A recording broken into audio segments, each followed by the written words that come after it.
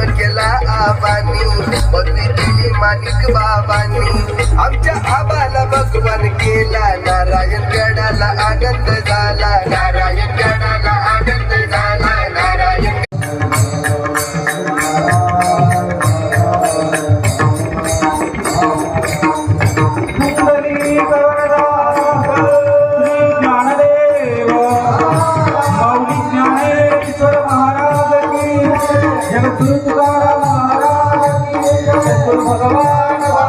ज्ञानेश्वरीमध्ये परस्त्री दांडयाची निघाय, एवढं सुंदर ओवी आहे. हे फक्त नवऱ्यावरती लागू होत नाही ओवी. ही ओवी तुमच्या संतावर, तुमच्या पंथावर, तुमच्या धर्मावर, तुमच्या सगळीकडे लागू होते. सगळं चालू, तुमच्या देवावर सुद्धा लागू होते.